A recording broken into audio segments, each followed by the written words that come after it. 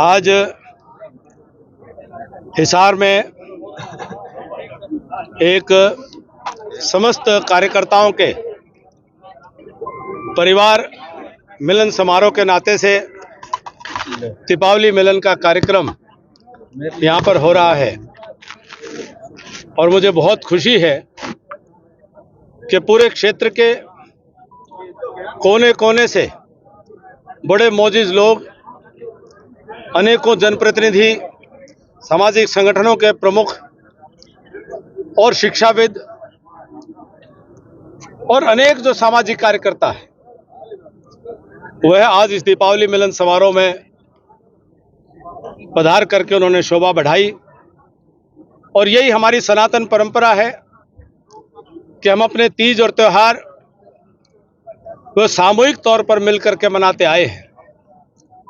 तीज त्यौहार कोई बंद कमरे में मनाने का विषय नहीं, ये तो एक प्रकार से सत्संग का अवसर है कि हम अपनी सनातन मान्यताओं को, परंपराओं को ध्यान में रखते हुए अपने तीज त्यौहार के माध्यम से फिर से सर्व समाज को एकत्र करते हुए और जो अपने त्यौहार के संदेश हैं, दीपावली ये संदेश देता है कि 14 बरस के वनवास के बाद निराशा से आशा की ओर भगवान राम जब अयोध्या वापस आते हैं, अंधेरे से उजाले की ओर का संदेश देता है।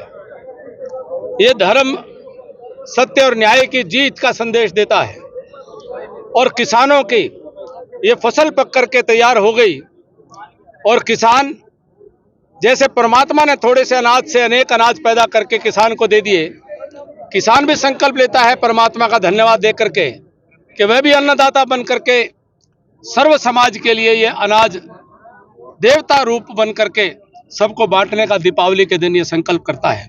षष्ठी यज्ञ का प्रावधान है। धन्वंतरी त्यौहार, ऋषि देवता धन्वंतरी का त्यौहार कल मनाया, धनतेरस का, छोटी दीपावली, बड़ी दीपावली और भाई दूज, गोवर्धन पूजा, ये अनेकों त्यौहार के माध्यम से हम मिल करके समाज में अपनी पुरानी सनातन मान्यताओं का पालन करते हुए भाईचारा और मजबूत करने का ये अवसर होता है।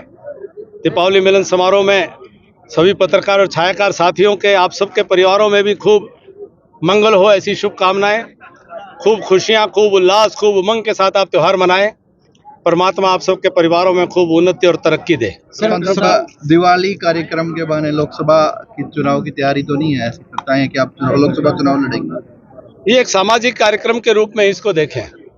ये दीपावली का त्यौहार, इससे बड़ा हमारा साल में और कोई त्यौहार नहीं, और त्यौहार, तीज त्यौहार हम सब मिल करके मना रहे हैं और ये बहुत बड़ी खुशी का अवसर है। केंद्र से लेकर निकाय तक बीजेपी की सरकार होने के बावजूद भी इस क्षेत्र को आपने पिछड़ा कहा, जिसको आप कह रहे थे, तो उसके कारण क्या मानते हैं? मैंने ऐसा नहीं कहा, आप मेरी बात का अलग अर्थ ले गए।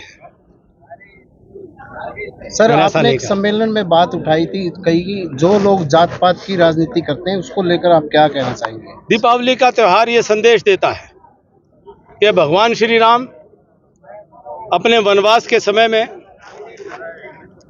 रावण से युद्ध करने के लिए, लंका पर चढ़ाई करने के लिए उन्होंने सबका सहयोग लेकर के ही उसमें युद्ध में सफलता पाई थी।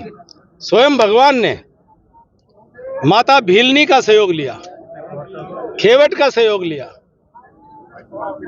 गरुड़ पक्षी का सहयोग लिया, स्वयं भगवान ने वानर सेना का साथ लिया, जामवंत जी का साथ लिया।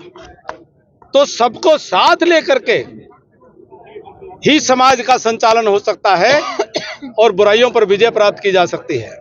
जातिवाद एक जहर है, एक बीमारी है, लोकतंत्र को कमजोर करती है, लोकतंत्र की जड़ों को खोखला करती है और परिवारवादी लोग ही जातिवाद का सहारा लेकर के समाज को बांट करके और अपने परिवार के लोगों को आगे बढ़ाते हैं। दीपावली का त्यौहार ये संकल्प करने का दिन है, जैसे भगवान श्री राम ने सबको साथ लेकर के रावण को परास्त किया था, इसीलिए हम सबको भी ये जातिवाद और परिवारवादी रूपी रावण को हम सब मिल करके नष्ट करेंगे। 5 राज्यों में चुनाव के परिणाम को लेकर क्या आकलन है सर आपका? बहुत अच्छे परिणाम आएंगे।